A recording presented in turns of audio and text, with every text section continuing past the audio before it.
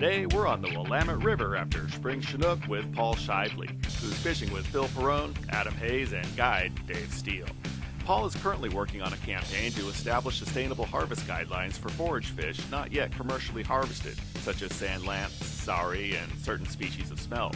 Because without healthy populations of forage fish in the Pacific, our salmon and everything else that feeds on those species will suffer. We got a fish on! Coming up in a hurry.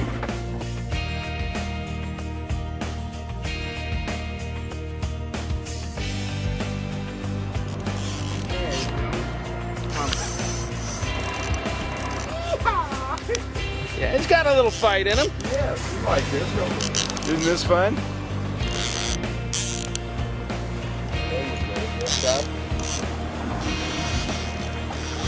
There he comes. Oh! There we go.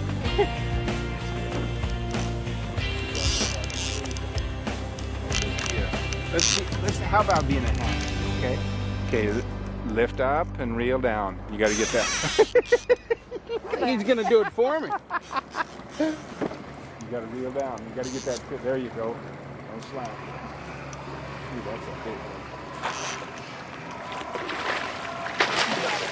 Got him? Give me slack and grab the weight.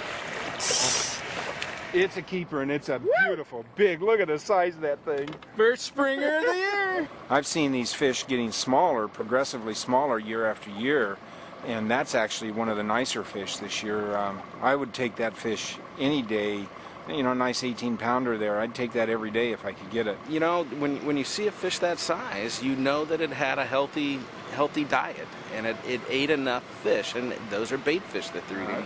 Without active bait out there for these fish to eat, they're getting smaller and smaller, and if we wipe out our bait fish, we overfish our bait fish, it's like everything else. If you overfish something, it goes away. Well, and you know, it's something that both sport fishermen and commercial fishermen alike understand and want.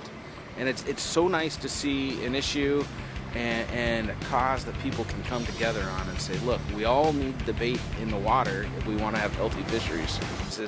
It's all about the bait fish, as we like to say to fishermen and to commercial and sport fishermen alike. Our role is to, and our mission is to both suspend any new fisheries on currently unfished species, and I always like to stress that unfished species.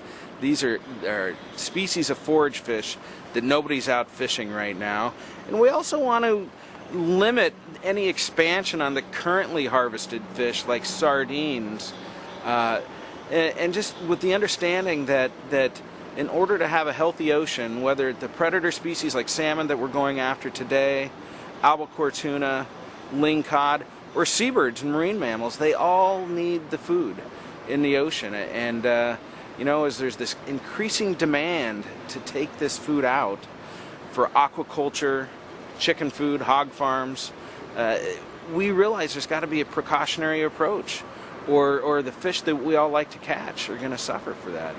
Well, we know there's certain species that we commercially harvest, like herring and sardines, and of course, you know, with the food being like sardine being declared such a healthy food fish, where do you set your limits? So when do they over harvest to the point where, like, we've seen our herring stocks collapse, and a lot of that's been from taking all the spawning herring to make herring roe to go over to Asia. So where do you, with the existing limits, I understand what you're trying to control those, but also there's a lot of bait fish, like we're catching lingcod, and they're coughing up sand lance. Lingcod can have up to 90% of its diet be sand lance. And so what do you say is a limit on that? Well, there's one of the most compelling studies that just recently came out, and it's got this crazy name called the Linfest Forage Fish Task Force Report. But it makes a very strong point that if a fish is data poor, or we just don't know enough about it, well, then we shouldn't fish it.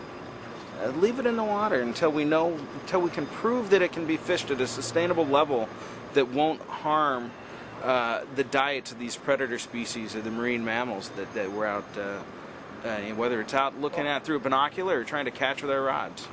When juvenile salmon, when smolts are entering the ocean, they time their entry into the ocean for periods of high forage abundance. they school up with anchovies, or they school up with sardines, or other types of smelt, other types of forage fish, and that offers them cover. It offers them camouflage, essentially, from the gauntlet of predators that they face, whether it's cormorants munching on forage fish and salmon smolts, or ground fish out there like hake, who are just waiting for these salmon to kind of come out of the Columbia and enter the ocean and become food for everything. Forage fish provide that camouflage for these juvenile salmon.